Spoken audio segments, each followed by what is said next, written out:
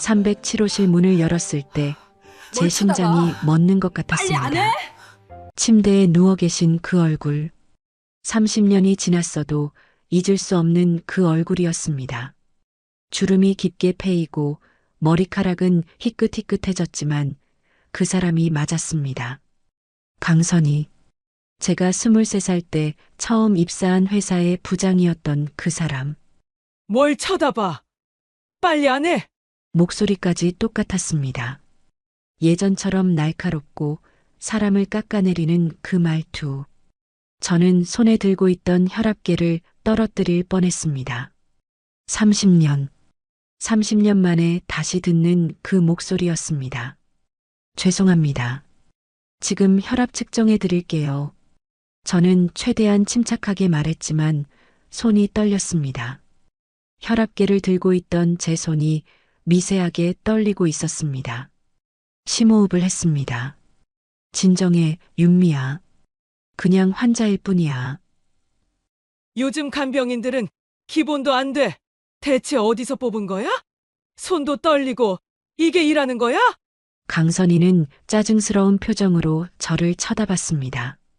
그 눈빛, 사람을 깎아내리고 무시하는 그 눈빛까지 똑같았습니다. 제 머릿속에 1995년 여름이 스쳐 지나갔습니다. 그 사람이 전 직원 앞에서 저를 모욕하던 그날, 회의실에 20명이 넘는 사람들이 앉아 있었고, 저는 맨 앞에 서 있었습니다. 윤미 씨, 이 정도 일도 제대로 못해? 학벌이 안 되니까. 머리도 안 되나? 대체 누가 당신을 여기 뽑은 거야? 인사팀 담당자, 나와봐. 그날 저는 책상 앞에 서서 고개를 숙이고 있었습니다. 어떤 사람은 고개를 돌렸고 어떤 사람은 민망한 듯 웃었습니다. 저는 그저 사라지고 싶었습니다. 땅이 꺼져서 저를 삼켜버리길 바랐습니다. 혈압 130에 85입니다. 정상 범위이십니다. 편히 주무세요. 저는 재빨리 방을 나왔습니다. 복도에 나와서야 가슴을 쓸어내렸습니다. 등에서 식은땀이 흘렀습니다. 강선희 부장. 아니, 이제는 강선희 환자. 그녀는 저를 전혀 알아보지 못했습니다. 당연합니다. 그에게 저는 수많은 부하 직원 중 하나였을 뿐이니까요. 스쳐 지나간 수많은 얼굴 중 하나. 기억할 가치도 없는 존재. 하지만 저에게 그 사람은 제 인생을 송두리째 바꿔놓은 사람이었습니다. 제 20대를 지옥으로 만들었던 사람. 제가 밤마다 악몽에 시달리게 만들었던 사람. 제 자존감을 산산조각 냈던 사람. 복도 벽에 기대어 섰습니다. 다리에 힘이 풀렸습니다. 이게 무슨 일인가? 하필이면 여기로, 내가 일하는 이곳으로 오다니. 저는 지금 경기도 어느 요양원에서 야간 근무를 서고 있습니다. 이 일을 시작한 지 벌써 15년째입니다. 밤 10시가 넘으면 복도는 고요해지고 가끔 환자분들의 기침 소리나 뒤척이는 소리만 들립니다. 처음엔 힘들었지만 이제는 익숙합니다. 누군가의 손을 잡아주고 밤새 불안해하시는 분들을 달래는 일이 제 일상이 되었습니다. 15년간 이 일을 하면서 수많은 환자분들을 만났습니다. 순한 분도 계셨고 까다로운 분도 계셨습니다. 폭언을 하시는 분도 있었고 때로는 폭력을 휘두르시는 분도 계셨습니다. 하지만 저는 이해했습니다.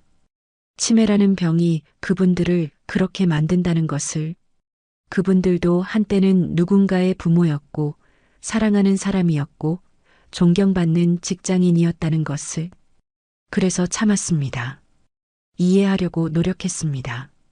환자는 환자일 뿐이라고, 병이 그렇게 만드는 거라고 스스로를 다독였습니다. 하지만 오늘은 달랐습니다. 손은 여전히 떨리고 있었습니다.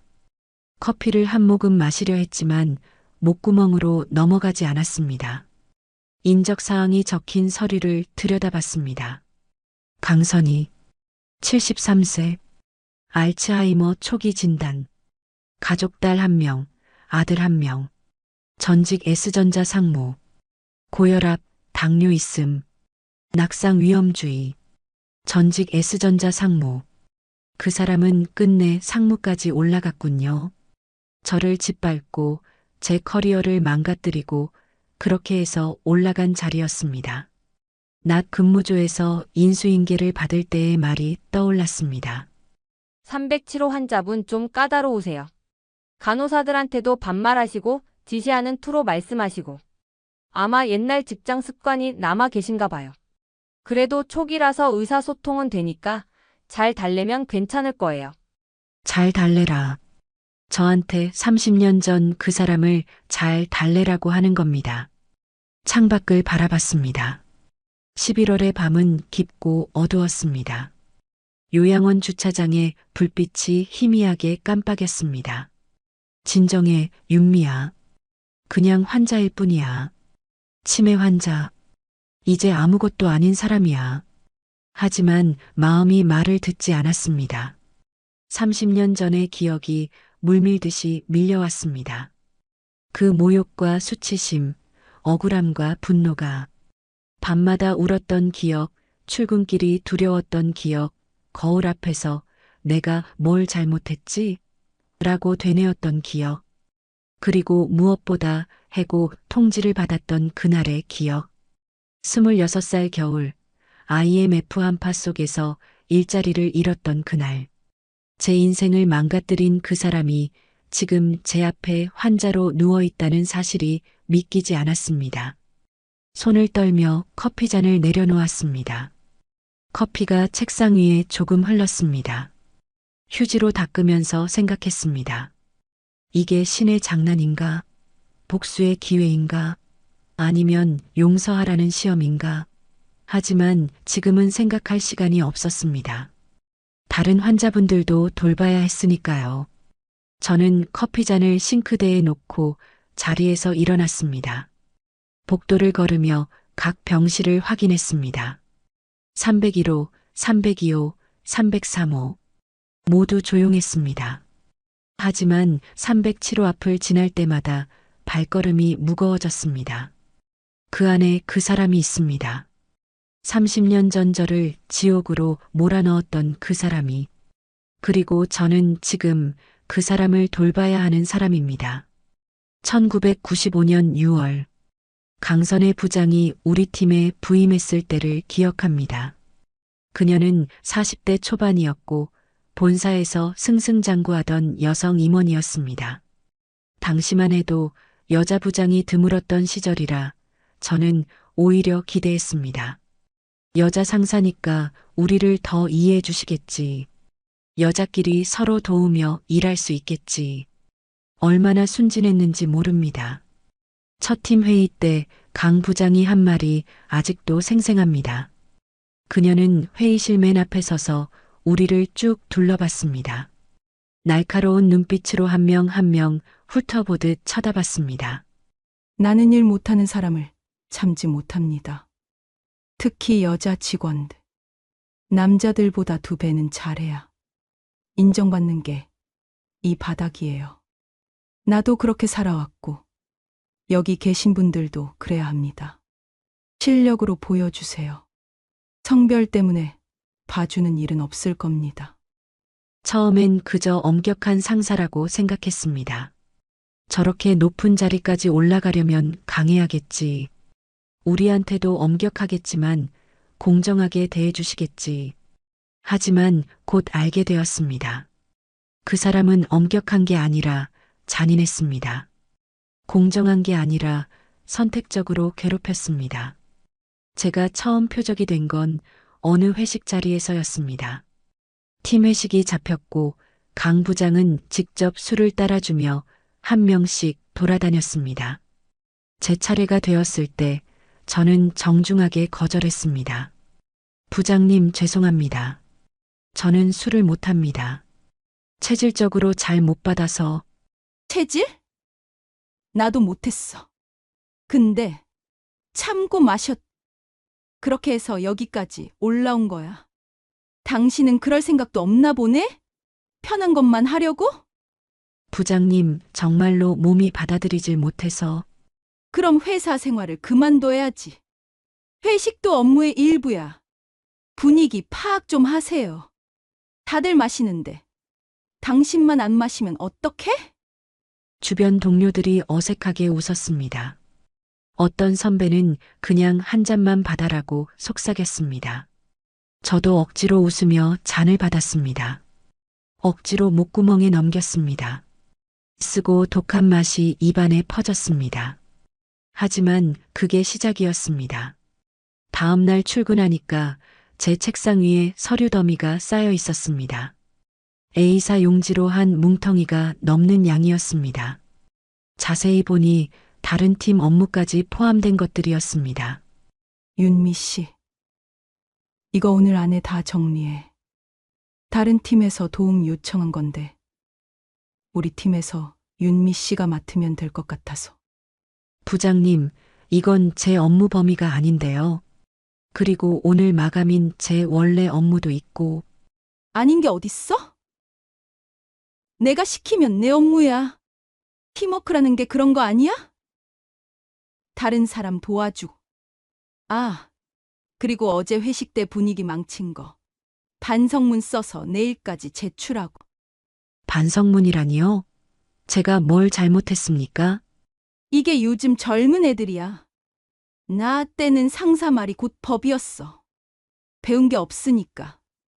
예의도 없네. 반성문 안 쓸 거면 인사팀에 보고할 수밖에 없는데? 저는 아무 말도 할 수 없었습니다. 입사한 지 1년밖에 안 된 신입이었고 강 부장은 20년 경력의 임원이었습니다. 제가 뭐라고 말할 수 있었겠습니까? 저는 그날 밤늦게까지 남아서 일했습니다. 다른 팀 서류를 정리하고 제 원래 업무도 마무리하고 반성문까지 썼습니다. 회식 자리에서 분위기를 흐린 점 깊이 반성합니다.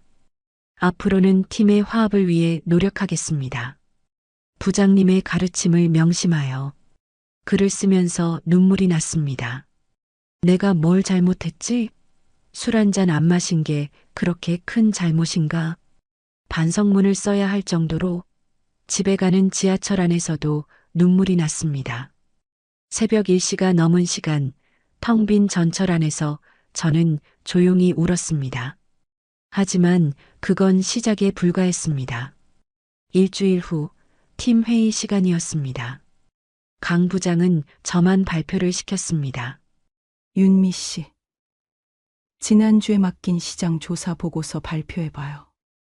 저는 며칠 밤을 새워 준비한 자료를 발표했습니다. 데이터도 분석하고 나름 열심히 했다고 생각했습니다. 하지만 발표가 끝나자마자 강 부장이 말했습니다. 이게 뭐예요? 이게 시장 조사라고? 중학생도 이것보단 낫게 만들겠네. 부장님, 어느 부분이 부족한지. 전부 다 부족해요. 데이터 분석도 얕고, 디자인도 조잡하고. 이걸 가지고 발표하겠다고 회의 시간을 낭비한 거예요? 하지만 다른 부서에서는 이 자료를 보고 좋다고. 다른 부서 이야기는 하지도 마세요. 여기는 우리 팀이에요. 우리 팀 기준은 높다고요. 윤미 씨, 이런 기본적인 것도 모르고 어떻게 이 회사에 들어왔어요? 요즘 인사팀은 대체 뭘 보고 사람을 뽑는 거야? 20명이 넘는 직원들이 앉아있는 회의실에서 저는 맨 앞에 서서 모욕을 당했습니다. 어떤 사람은 고개를 돌렸고 어떤 사람은 민망한 듯 웃었습니다. 어떤 사람은 회의 자료를 들여다보며 못 본 척했습니다. 저는 그저 고개를 숙이고 서 있을 수밖에 없었습니다. 회의가 끝나고 저는 화장실로 달려갔습니다. 칸막이 안에 들어가 문을 잠그고 한참을 울었습니다. 손으로 입을 막고 소리가 새어나가지 않도록 울었습니다. 거울에 비친 제 얼굴은 창백했고 눈은 충혈되어 있었습니다. 찬물로 얼굴을 씻었지만 눈의 붓기는 가라앉지 않았습니다. 이게 맞나? 내가 정말 그렇게 못난 사람인가? 아니면 나한테만 유독 심한 건가? 점심시간이 되었습니다. 저는 동료들과 함께 밥을 먹으러 갔습니다. 하지만 식당 테이블에 앉자마자 분위기가 이상했습니다. 다들 저를 피하는 것 같았습니다. 화장실을 다녀오는 길에 복도에서 동료들의 목소리가 들렸습니다. 윤미 때문에 팀 분위기 진짜 안 좋아. 맞아. 부장님 기분만 계속 건드리잖아. 어제도 회의 시간에 우리까지 피해보게 생겼어. 저 애 때문에 팀 전체 평가 떨어지는 거 아냐? 다음 인사 때 저 애 잘리면 좋겠다. 솔직히 저는 그 자리에 얼어붙었습니다. 복도 모퉁이에 서서 움직일 수가 없었습니다. 동료들, 같이 점심 먹고, 같이 야근하고, 같이 농담하던 사람들이 저를 그렇게 생각하고 있었습니다. 그날 이후로 저는 혼자 밥을 먹었습니다. 아무도 저를 찾지 않았고, 저도 아무도 찾지 않았습니다.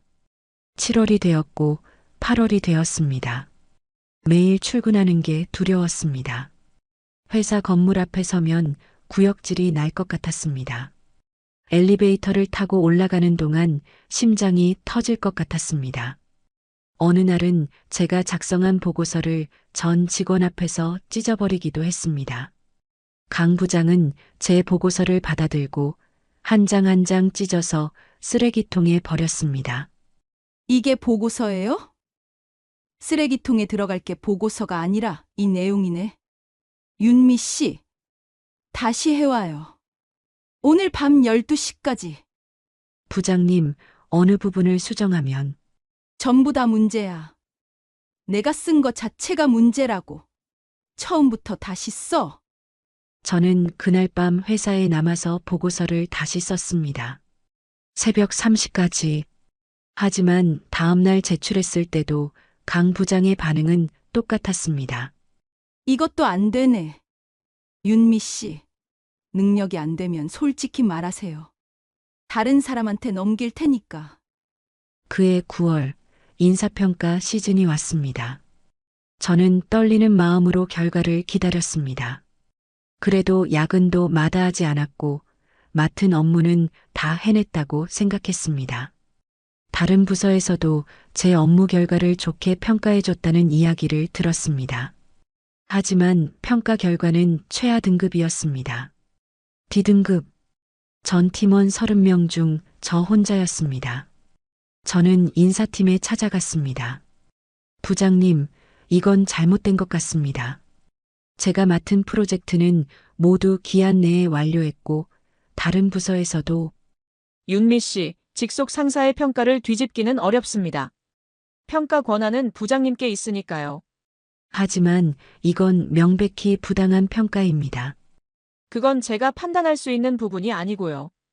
그리고 솔직히 말씀드리면 강 부장님은 임원 라인이시고 윤미 씨는 윤미 씨 입장도 이해하지만 현실적으로 그 말을 끝까지 듣지 않아도 알았습니다. 저는 아무것도 아니라는 뜻이었습니다. 싸워봤자 이길 수 없다는 뜻이었습니다. 그해 겨울 더 큰 재앙이 찾아왔습니다. IMF, 경제위기, 회사는 대규모 구조조정을 발표했습니다. 30%의 직원을 정리해고한다고 했습니다. 당연히 저는 1순위 명단에 올랐습니다. D등급을 받은 직원, 팀 내에서 문제 직원으로 찍힌 사람. 1997년 1월 15일. 저는 해고 통지를 받았습니다. 인사팀 과장이 저를 불렀습니다. 윤미 씨, 이번 구조조정으로 안타깝지만 알고 있습니다. 정말 죄송합니다. 회사 사정이 괜찮습니다. 괜찮지 않았습니다. 하나도 괜찮지 않았습니다. 하지만 울 수도 없었고 화낼 수도 없었습니다. 그냥 받아들일 수밖에 없었습니다. 26살의 나이에 커리어가 끝났습니다. 1997년 겨울. 그 겨울은 제 인생에서 가장 추웠습니다. 기온만 추운 게 아니라 마음까지 얼어붙는 그런 추위였습니다. 좁은 원룸에서 혼자 라면을 끓여 먹으며 천장을 바라보던 날들. 구직 신문을 펼쳐놓고 빨간 펜으로 동그라미를 치던 날들. 면접을 보러 갔다가 전 직장 퇴사 사유가 뭡니까? 라는 질문에 입을 다물 수밖에 없었던 날들.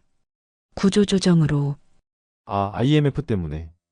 그럼 업무 능력이 부족해서 정리된 건가요? 추천서는 있으신가요? 없습니다. 그럼 전 직장 상사분 연락처라도 주시면. 그것도 어렵습니다. 강선희한테 추천서를 받을 수는 없었습니다. 전화번호를 줄 수도 없었습니다. 그 사람이 뭐라고 말할지 뻔했으니까요. 면접은 번번이 떨어졌습니다. 대기업은 물론이고 중소기업도 심지어 작은 사무실 일자리조차 구하기 어려웠습니다. 1998년 IMF의 한파는 계속되었고 저는 여전히 일자리를 찾지 못하고 있었습니다. 27살 같은 대학 동기들은 결혼도 하고 커리어도 쌓아가는데 저는 식당 일로 하루하루를 버티고 있었습니다. 시급 2,500원, 하루 8시간 일하면 2만 원, 한 달에 60만 원, 월세 25만 원 내고 나면 35만 원. 그 돈으로 밥 먹고 교통비 쓰고 살아야 했습니다. 어느 날 식당에서 일을 하고 있는데 한 할머니가 들어오셨습니다. 70대쯤 되어 보이는 분이었는데 걸음걸이가 불편해 보이셨습니다. 허리가 많이 굽으셨고 지팡이를 짚고 계셨습니다. 어르신, 뭐 찾으세요? 제가 도와드릴게요. 아이고, 고마워요. 다리가 아파서 그런데 잠시 앉았다가 가도 될까? 그리고 계산대 앞 의자도 가져다 드렸습니다. 여기 앉으세요. 무릎이 아프신데 서 계시면 안 되죠. 아이고, 정말 고맙네. 요즘 젊은 사람들 바빠서 이렇게 챙겨주는 사람 없는데. 그리고 천천히 일어서려다가 다시 주저앉으셨습니다. 어르신, 괜찮으세요? 아이고, 다리에 힘이 없네. 나이 들면 이래. 집까지 걸어갈 수 있을지 모르겠어. 같이 가드릴까요? 아니야, 괜찮아. 조금 있으면 괜찮아질 거야. 할머니는 한참을 앉아 계시다가 문득 제게 물으셨습니다. 아가씨 혹시 일자리 찾아요? 네. 아, 지금 이 일 말고요? 내가 요양보호사 일을 하는데 사람이 부족해서. 젊은 사람들은 이 일 안 하려고 하거든. 힘들다고 돈도 적다고. 근데 아가씨는 착해 보여서. 이렇게 어르신 챙겨주는 거 보니까 한번 해볼 생각 없어요? 요양보호사요? 저는 그런 자격증이 없는데요. 자격증은 교육 받으면 돼요. 요즘은 정부에서 지원도 해주고 몇 달만 교육 받으면 자격증 나와요. 이 일 힘들긴 한데 보람은 있어요. 누군가를 돌본다는 게. 할머니는 메모지에 교육원 전화번호를 적어주셨습니다. 한번 알아나 봐요. 손해는 안 볼 거예요. 그날 밤 저는 오랜만에 생각에 잠겼습니다. 요양보호사. 처음 들어보는 일이었지만 이상하게 마음이 끌렸습니다. 대기업 비서실에서 일할 때는 느끼지 못했던 무언가가 있었습니다.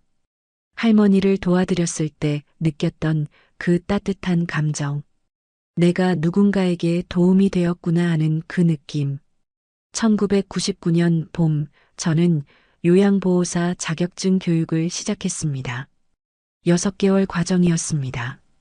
교육장에는 저처럼 인생의 전환점에 선 사람들이 많았습니다. 40대 아줌마도 있었습니다.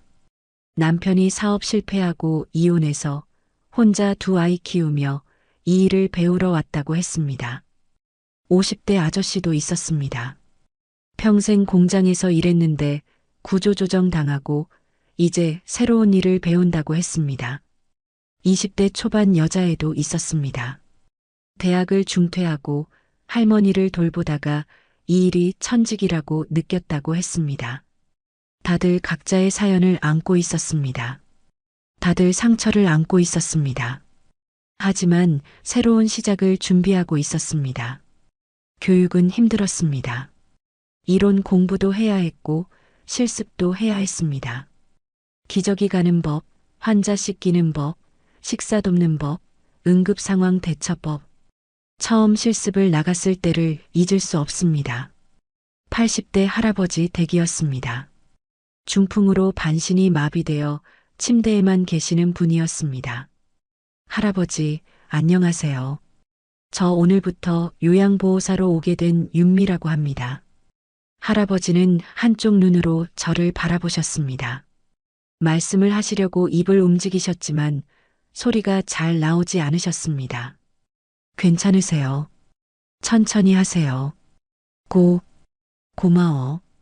떨리는 목소리로 겨우 한마디 하셨습니다. 저는 할아버지의 식사를 도와드렸습니다. 죽을 한 숟가락씩 떠서 입에 넣어드렸습니다. 할아버지는 천천히, 아주 천천히 삼키셨습니다.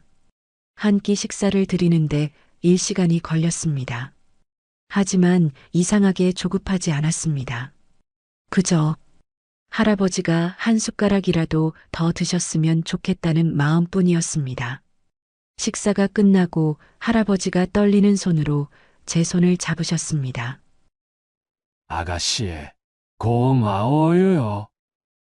덕분에 오늘 밥을 먹네요. 그 한마디에 눈물이 날 뻔했습니다. 강선이한테 매일 무능하다는 소리를 들었던, 제가 쓸모없다는 소리를 들었던 제가 누군가에게는 고마운 사람이 될 수 있다니 집에 돌아오는 길에 울었습니다. 하지만 이번에는 슬픈 눈물이 아니었습니다.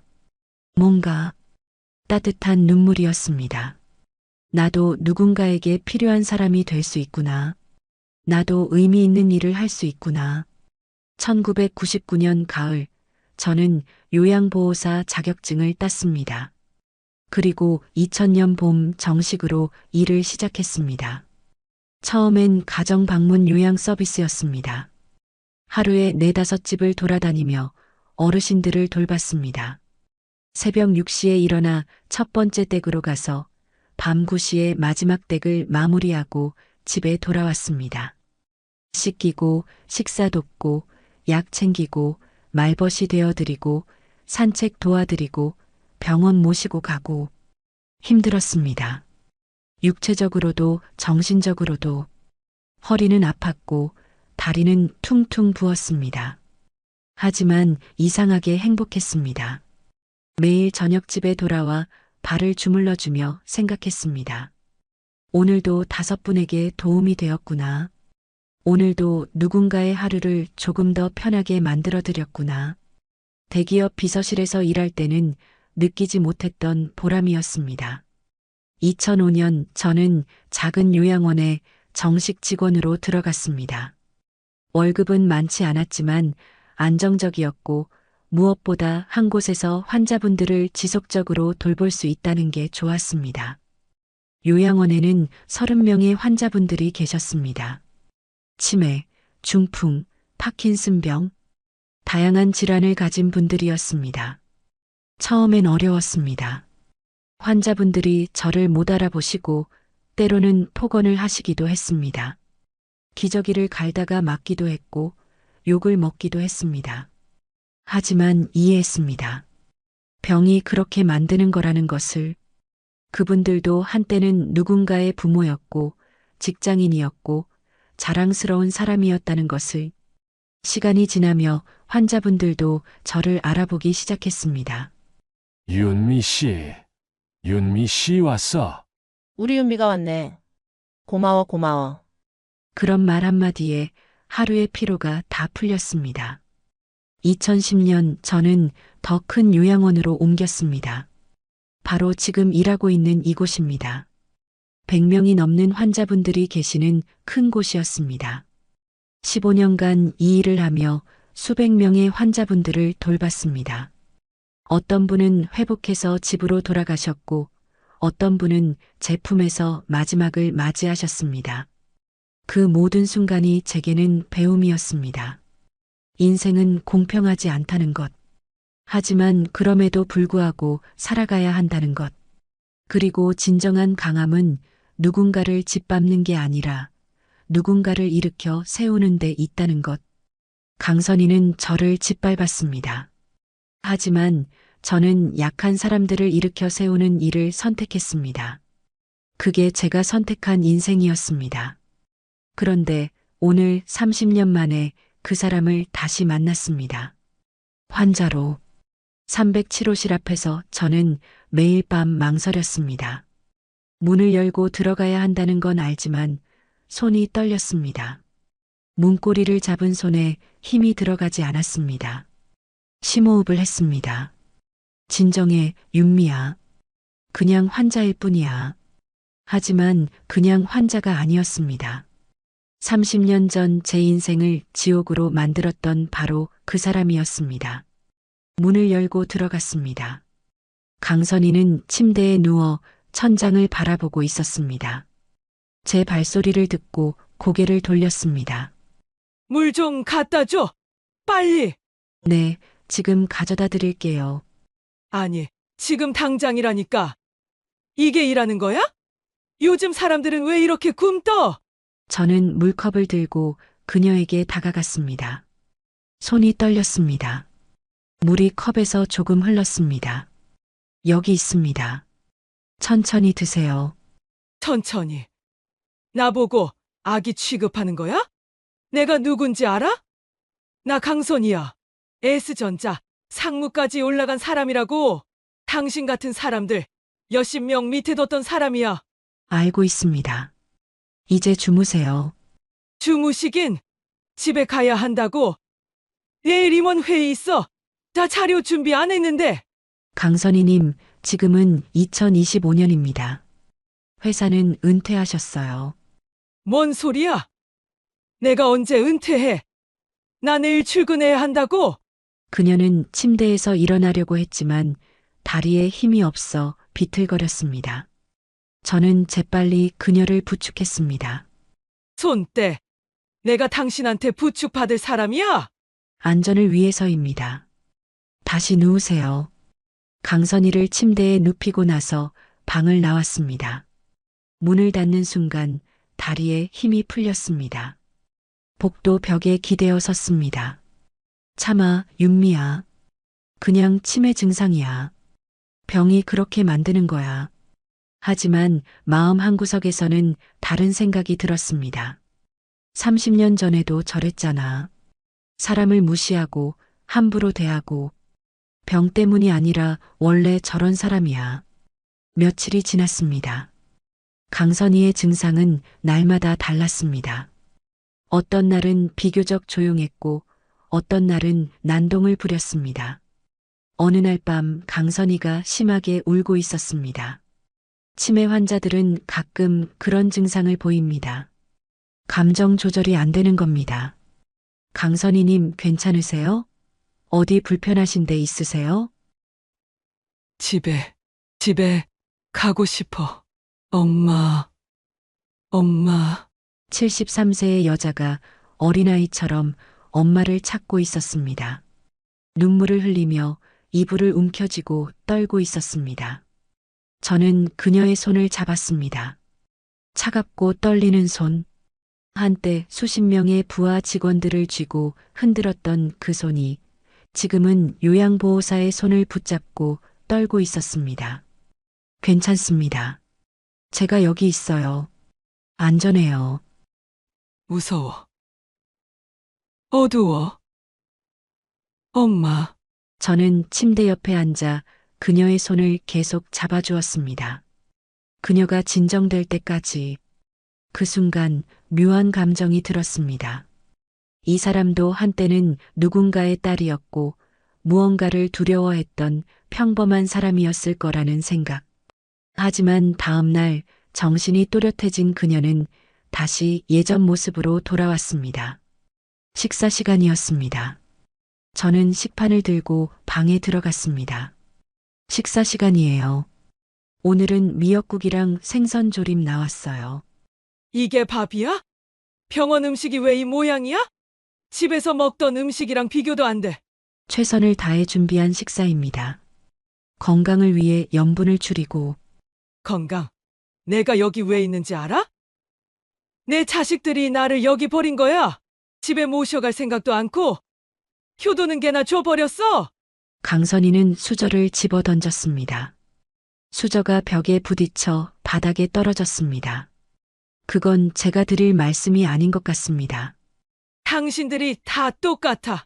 돈 받고 일하면서 진심은 없지. 나도 예전에 부하 직원들 많이 부렸어. 다들 겉으로만 웃지. 속으로는 나를 싫어했겠지. 근데 상관없어. 나는 일을 잘했으니까, 성과를 냈으니까. 저는 대답하지 않았습니다. 대답할 수가 없었습니다. 바닥에 떨어진 수저를 집어들었습니다. 무릎을 꿇고 바닥을 닦으면서 문득 30년 전이 떠올랐습니다.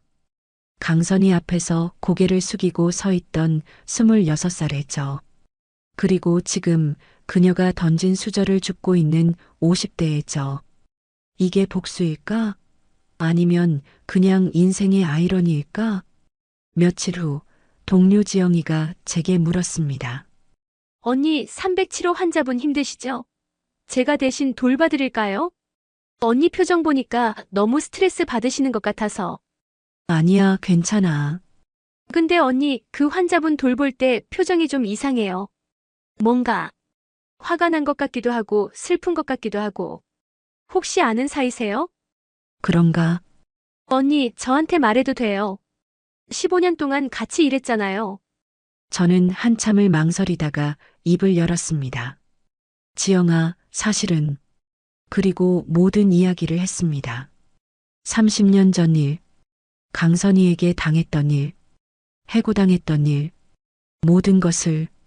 지영은 한참을 듣고 있다가 조용히 말했습니다. 언니, 정말 힘드셨겠다. 근데 지금은 어떻게 하고 싶어요? 모르겠어. 복수하고 싶은 마음도 있고, 그냥 다 잊고 싶은 마음도 있고. 언니가 복수하려면 얼마든지 할 수 있잖아요. 약을 늦게 준다든지, 기저귀를 제때 안 갈아준다든지. 물론 그러면 안 되는 거지만, 그래도 그럴 수는 있잖아요. 누가 알겠어요? 치매 환자인데. 그래서 더 괴로운 거야. 내가 그럴 수 있는 위치에 있다는 게. 그 사람이 나를 못 알아보고 무방비 상태로 내 앞에 있다는 게. 그럼 왜 안 그래요? 그러면 내가 그 사람이랑 똑같아지잖아. 약한 사람을 괴롭히는 비겁한 사람. 30년 전 그 사람처럼. 지영이 제 손을 잡았습니다. 언니, 그게 언니의 힘이에요. 언니는 복수할 수 있는데도 안 하는 거잖아요. 그게 진짜 강한 거예요. 그 사람은 평생 약한 사람을 괴롭히며 살았지만 언니는 약한 사람을 돌보며 사는 거잖아요. 저는 지영의 말에 조금 위로를 받았습니다. 하지만 여전히 혼란스러웠습니다. 밤마다 307호실 앞을 지날 때마다 생각했습니다. 내가 뭘 해야 하지? 그냥 담담하게 일만 하면 되는 건가? 아니면 뭔가 말을 해야 하나? 당신이 30년 전 나한테 뭘 했는지 아냐고, 그 때문에 내 인생이 어떻게 됐는지 아냐고. 하지만 말해봤자 소용없다는 것도 알았습니다. 그 사람은 저를 기억도 못하니까요. 그리고 어쩌면 기억한다 해도 미안하다고 생각하지 않을 거라는 것도 알았습니다. 강선이의 상태는 점점 나빠졌습니다. 입소한 지 2달쯤 되었을 때부터 치매 증상이 급격히 진행되기 시작했습니다. 배회 증상이 나타났습니다. 밤마다 복도를 헤매며 집에 가겠다고, 회사에 가겠다고 소리쳤습니다. 여기가 어디야? 내 사무실은 어디 갔어? 내일 임원 회의인데. 진정하세요. 여기는 요양원입니다. 안전한 곳이에요. 요양원? 내가 왜 요양원에 있어? 나 회사 가야 한다고. 프레젠테이션 준비 안 했는데. 강선이는 침대에서 일어나려고 했지만 다리에 힘이 없어 비틀거렸습니다. 저는 재빨리 그녀를 부축했습니다. 손 떼. 내가 누군지 알아?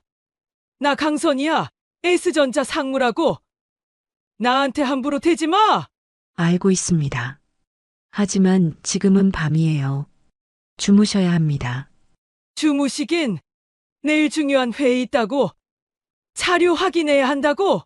그날 밤 강선희는 3번이나 배회 증상을 보였습니다. 매번 침대에서 일어나 복도로 나가려고 했고 저는 그때마다 그녀를 다시 방으로 모셔야 했습니다. 다른 환자분들이 깨실까봐 조심하며 강선희를 달래며 밤새 지쳤습니다. 어느 날은 식사 시간에 심한 난동을 부렸습니다. 식사 시간이에요. 오늘은 호박죽이랑. 이게 밥이야? 이런 걸 사람한테 주는 거야? 내가 걔야? 수저를 집어던지고 죽그릇을 바닥에 내던졌습니다. 따뜻한 죽이 사방에 튀었습니다. 제 옷에도 묻었고 벽에도 묻었고 바닥 전체에 흩어졌습니다. 저는 무릎을 꿇고 바닥을 닦았습니다. 한 손으로는 흩어진 죽을 닦고 다른 손으로는 깨진 그릇 조각을 주었습니다. 무릎을 꿇고 바닥을 닦으면서 문득 30년 전이 떠올랐습니다. 강선희 앞에서 고개를 숙이고 서 있던 26살의 저. 그녀가 찢어버린 보고서를 주었던 저. 그리고 지금 그녀가 던진 음식을 닦고 있는 50대의 저. 이게 복수일까? 30년 전 나를 무릎 꿇게 했던 사람이 이제는 내가 돌봐야 하는 환자가 되었다는 게 아니면 그냥 삶의 순환일까? 하지만 복수 같지 않았습니다. 복수라면 뭔가 통쾌해야 하는데 저는 그저 슬펐습니다. 이 사람도 저도 모두 슬펐습니다. 시간이 지날수록 강선희는 더 무기력해졌습니다. 폭언과 난동도 줄어들고 하루 종일 침대에 누워 천장만 바라보는 시간이 늘었습니다. 강선희님, 식사 시간이에요. 배 안 고파. 조금이라도 드셔야 해요. 약도 드셔야 하고요. 싫어, 그냥 내버려둬. 안 먹고 싶어. 예전에 날카로웠던 목소리는 사라지고 힘없는 속삭임만 남았습니다. 저는 숟가락으로 죽을 떠서 그녀의 입에 가져다 댔습니다. 마치 아기에게 먹이듯이 한 입씩 먹이며 저는 생각했습니다. 이 사람이 정말 그 강선희가 맞나?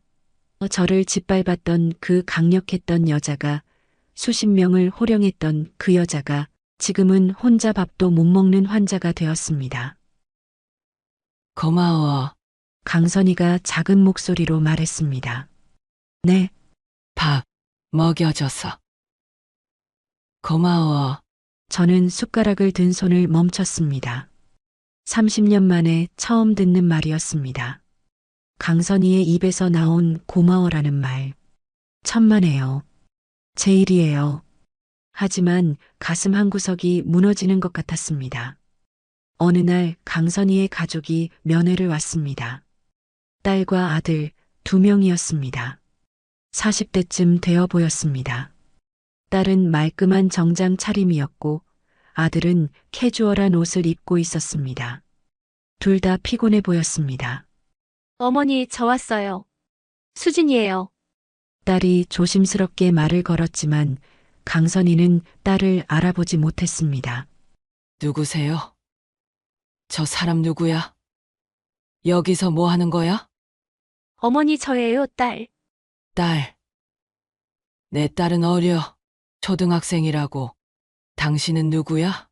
딸의 눈에 눈물이 고였습니다. 아들은 고개를 돌려 창밖을 바라봤습니다. 어깨가 떨리고 있었습니다. 저는 조용히 방 밖으로 나왔습니다. 가족들에게 시간이 필요했습니다. 복도에서 한참을 기다리고 있는데 아들이 나왔습니다. 눈이 빨갛게 충혈되어 있었습니다. 담배 좀 피워도 될까요? 1층 흡연실이 있습니다. 감사합니다. 아들이 돌아서려는데 딸도 나왔습니다. 딸도 눈물을 훔치고 있었습니다. 잠시 후 면회가 끝나고 복도에서 남매와 마주쳤습니다. 딸이 제게 인사했습니다. 우리 어머니, 불편한 점 없으시죠? 최선을 다해 돌보고 있습니다. 감사합니다. 어머니가 많이 힘드시죠? 치매 증상이 진행되고 있어서 힘든 부분이 있으십니다. 어머니가 예전에 성격이 강하셨거든요.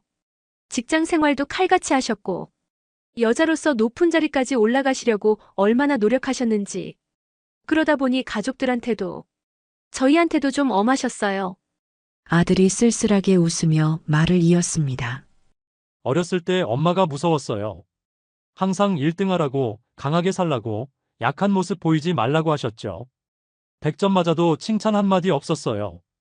다음엔 더 잘해라는 말만 하셨죠. 딸이 고개를 끄덕였습니다. 맞아요. 저도 엄마한테 사랑한다는 말 들어본 적 없어요. 항상 더 강해져라. 세상은 약한 사람 안 봐준다. 그런 말만 하셨죠. 하지만 지금 이렇게 아프신 모습을 보니까 미안하고 그래요. 엄마도 나름대로 우리를 사랑하셨을 텐데 표현을 못 하셨던 거겠죠. 그 시대 여자로서 회사에서 살아남으려고 얼마나 힘드셨을까. 저는 그들의 말을 들으며 복잡한 감정을 느꼈습니다. 강선이도 누군가의 어머니였다는 사실, 그녀도 나름의 방식으로 자식을 사랑했을 거라는 생각. 하지만 동시에 떠올랐습니다. 그 사랑은 자식에게만 향했을 뿐 부하 직원들에게는 잔인했다는 사실이. 남매가 돌아가고 저는 307호실로 들어갔습니다. 강선이는 침대에 누워 눈물을 흘리고 있었습니다. 강선이님 괜찮으세요? 수진이, 준호, 내 자식들 왜 날 안 알아보지? 알아봤어요. 방금 다녀가셨잖아요. 아니야, 내가 못 알아본 거야.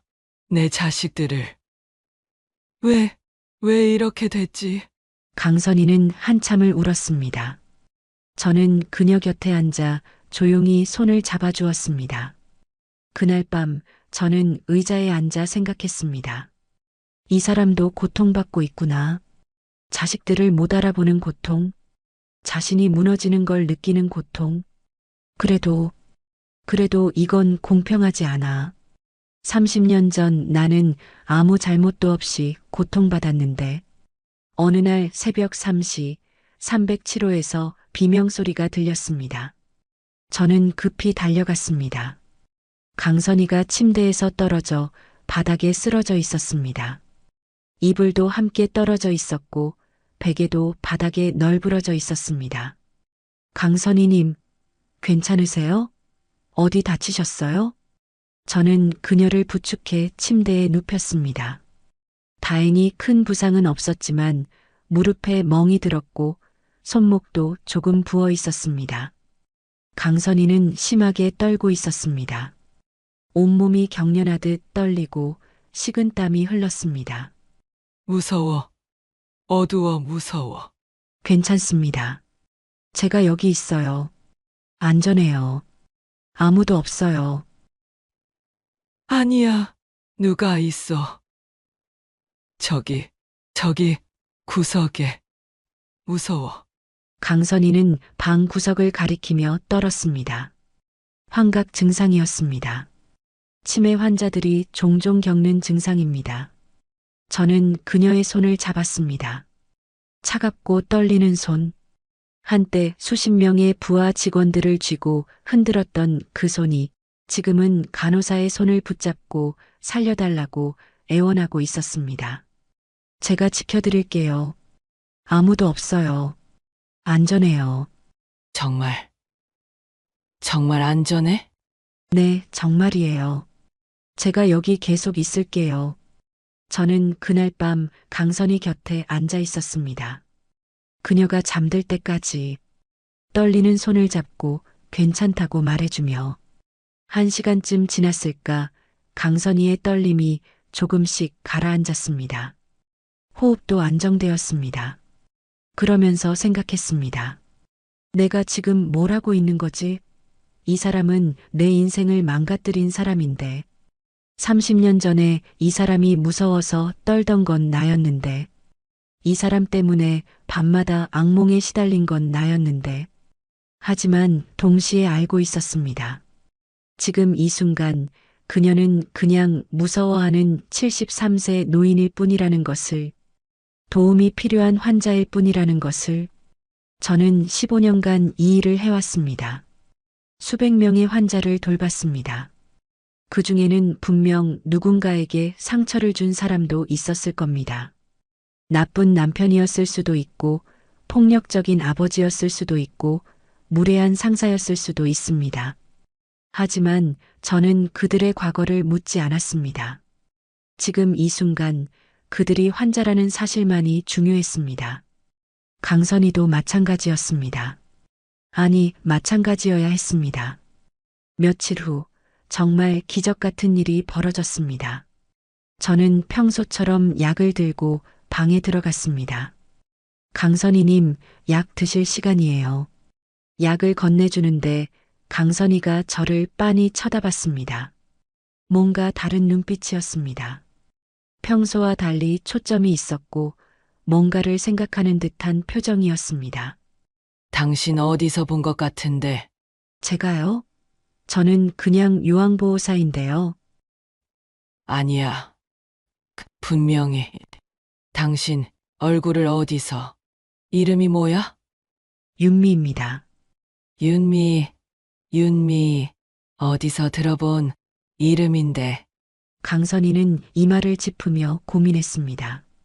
눈을 감고 뭔가를 떠올리려고 애쓰는 모습이었습니다. 그리고 갑자기 눈을 크게 떴습니다.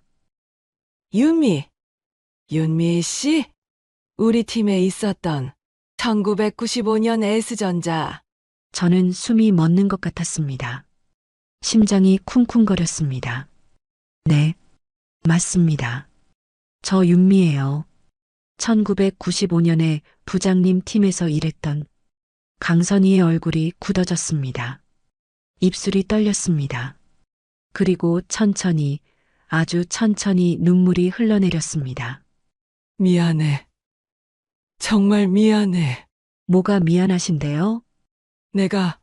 내가 너무 심했지. 너한테 회의 때마다 모욕하고 평가도 D등급 줘서 결국 해고까지. 강선희는 떨리는 손으로 얼굴을 가렸습니다. 눈물이 손가락 사이로 흘러내렸습니다. 나도 알았어. 알고 있었어. 내가 널 너무 괴롭힌 거. 근데 그때는 나도 살아남아야 했어. 여자가 회사에서 살아남으려면 더 강해야 했어. 더 냉정해야 했어. 약한 모습 보이면 안 됐어. 그건 변명이 되지 않습니다. 알아. 변명이 안 돼. 그래도 말하고 싶어. 미안하다고. 정말 미안하다고. 내가 잘못했어. 저는 그 순간 30년간 준비해왔던 모든 말들이 목구멍에서 막히는 걸 느꼈습니다. 왜 나였습니까? 왜 저를 그렇게 괴롭힌 겁니까? 제가 뭘 잘못했습니까? 당신 때문에 제 인생이 얼마나 망가졌는지 아십니까? 26살에 일자리 잃고 몇 년을 방황했는지 아십니까? 하지만 입 밖으로 나온 말은 달랐습니다. 알겠습니다. 이제 약 드시고 주무세요. 용서해 줄 순 없겠지. 나 같아도 용서 못할 거야. 내가 한 짓이 너무. 강선희는 계속 울었습니다. 저는 약과 물을 침대 옆 탁자에 놓고 방을 나왔습니다. 복도에 나와서 벽에 기댔습니다. 다리에 힘이 풀렸습니다. 온몸이 떨렸습니다. 30년을 기다렸습니다. 그 사람이 자기가 한 짓을 인정하고 미안하다고 말하는 순간을. 그런데 막상 그 순간이 오니까 후련하지가 않았습니다. 시원하지도 않았습니다. 복수한 기분도 들지 않았습니다. 그저 슬펐습니다. 모든 게 슬펐습니다. 손은 여전히 떨리고 눈에서는 눈물이 흘렀습니다. 동료 지영이가 제 옆에 왔습니다. 언니, 무슨 일 있어요? 왜 우세요? 지영아, 저 사람이 날 알아봤어. 30년 전 일을 기억해냈어. 그리고 미안하다고 했어. 진짜요? 그럼 언니 원하던 거잖아요. 사과받는 거. 그런데 이상해. 후련하지가 않아. 오히려 더 슬퍼. 왜요? 모르겠어. 그냥 모든 게 허무해. 30년이라는 시간이 저 사람의 사과가 다 너무 늦었다는 생각이 들어. 지영이 제 손을 잡았습니다. 언니, 지금 어떻게 하고 싶어요? 그 환자분한테. 모르겠어. 정말 모르겠어. 그날 밤 저는 잠을 이룰 수 없었습니다. 퇴근하고 집에 돌아와서도 천장만 바라봤습니다. 용서해야 하나?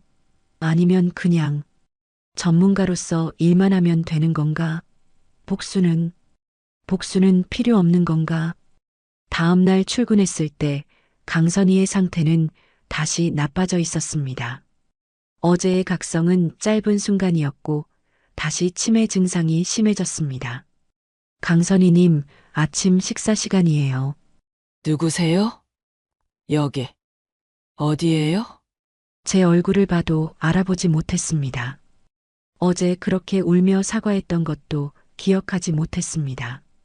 저는 숟가락으로 죽을 떠서 그녀의 입에 넣어 주었습니다. 한 숟가락, 한 숟가락. 그러면서 생각했습니다. 이게 맞는 건가? 내가 지금 제대로 하고 있는 건가? 강선희는 그 뒤로 급격히 악화되었습니다. 잠깐의 각성은 마지막 촛불처럼 환하게 타오르다 꺼진 것이었습니다. 이제 그녀는 말을 거의 하지 못했습니다. 하루 종일 침대에 누워 허공을 바라보며 가끔 의미 없는 소리를 냈습니다. 저는 매일 그녀를 돌봤습니다. 기저귀를 갈아주고 몸을 씻기고 식사를 도왔습니다. 한 숟가락씩 입에 넣어주며 삼킬 때까지 기다렸습니다. 이상한 일이었습니다. 이 사람을 미워해야 하는데 돌보고 있는 제 모습이. 하지만 이게 제 일이었습니다. 15년간 해온 일, 환자를 돌보는 일. 시간이 지나며 강선희는 점점 말을 잃었습니다. 예전의 폭언 대신 아이처럼 허공만 바라보는 시간이 늘어났습니다. 저는 매일 기저귀를 갈고 씻기고 식사를 도왔습니다. 그러면서도 이중 감정을 안고 버텼습니다. 이 사람은 나를 망가뜨린 가해자이면서 동시에 누군가의 어머니이고 지금은 한 명의 약한 환자다. 어느 날 강선희의 상태가 더 나빠졌습니다. 식사도 거의 못하시고 의식도 흐릿해졌습니다. 의사 선생님이 가족들에게 연락했고 딸과 아들이 다시 찾아왔습니다. 어머니, 저 왔어요. 딸이 어머니 손을 잡고 울었습니다. 아들도 침대 옆에 앉아 고개를 숙였습니다. 저는 조용히 방을 나왔습니다. 마지막 시간은 가족과 함께해야 했습니다. 2025년 11월 28일 새벽 4시 강선희는 조용히 숨을 거두었습니다. 저는 그녀의 마지막 순간에 곁에 있었습니다. 가족들이 잠깐 자리를 비운 사이 제가 야간 근무를 서고 있었습니다. 혼자 가시면 안 될 것 같아서 저는 그녀의 손을 잡아드렸습니다. 괜찮습니다. 편히 가세요. 이제 힘들지 않을 거예요. 강선희의 손에서 힘이 빠졌습니다. 심장 박동이 멈췄고 호흡이 끝났습니다. 저는 그녀의 손을 천천히 놓았습니다. 그리고 이불을 가지런히 덮어드렸습니다. 가족들에게 연락했고 곧 딸과 아들이 달려왔습니다. 장례식장에는 많은 사람이 왔습니다. 회사 동료들, 친구들, 친척들 모두 강선희를 추모했습니다. 정말 훌륭한 분이셨어요. 업계의 선구자셨죠. 여성으로서 상무까지 오르신 분.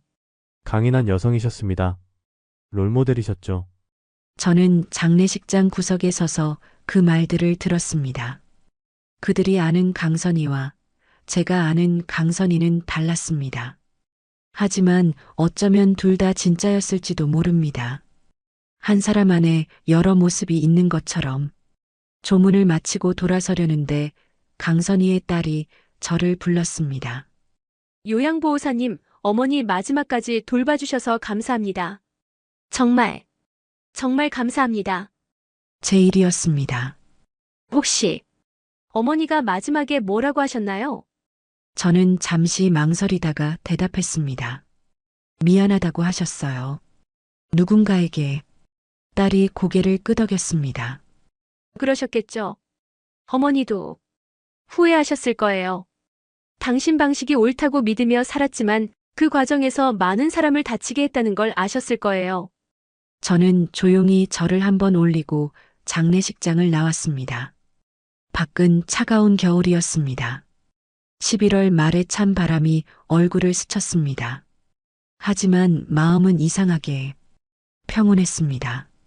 요양원으로 돌아가는 버스 안에서 창밖을 바라보며 생각했습니다. 30년 전 저는 강선희 때문에 모든 걸 잃었다고 생각했습니다. 커리어도 자존감도 미래도. 그 시절을 떠올리면 아직도 가슴이 아픕니다. 하지만 지금 돌아보면 저는 그 상처 덕분에 다른 길을 찾았습니다. 요양보호사라는 누군가의 마지막을 함께하는 일을, 약한 사람들의 손을 잡아주는 일을. 강선희는 끝내 사과했지만 제가 용서했는지는 잘 모르겠습니다. 어쩌면 용서라는 건 필요하지 않았는지도 모릅니다. 중요한 건 제가 복수 대신 제 삶을 선택했다는 것입니다. 그 사람을 괴롭힐 수 있는 위치에 있었지만 끝까지 전문 간병인으로서의 소명을 지켰다는 것입니다. 그 선택이 저를 피해자가 아니라 제 인생의 주인으로 만들어 주었습니다. 버스가 요양원 앞에 섰습니다. 저는 자리에서 일어나 내렸습니다. 요양원 문을 열고 들어섰습니다. 익숙한 복도, 익숙한 냄새, 익숙한 소리들. 오늘도 저를 기다리는 환자분들이 있습니다. 손을 잡아줘야 할 사람들, 말벗이 되어줘야 할 사람들, 마지막을 함께해야 할 사람들. 저는 복도를 걸었습니다. 30년 만에 재회는 끝났습니다. 하지만 제 인생은 계속됩니다. 더 나은 사람으로, 더 따뜻한 사람으로. 그것이 제가 선택한 복수였습니다. 미움 대신 돌봄을, 복수 대신 치유를, 증오 대신 연민을. 307호실 앞을 지나며 문득 멈췄습니다. 이제 그 방은 비어 있었습니다. 곧 새로운 환자분이 오시겠죠. 그분이 누구든 과거에 어떤 사람이었든 저는 최선을 다해 돌볼 것입니다. 왜냐하면 그게 제가 선택한 길이니까요. 약한 사람들 곁에 서는 것. 그것이 제가 찾은 제 삶의 의미니까요. 복도 끝에서 환자분의 부르는 소리가 들렸습니다. 네, 지금 갑니다. 저는 걸음을 옮겼습니다. 오늘도 내일도 계속. 제 이야기가 좋으셨다면 좋아요와 구독 부탁드립니다.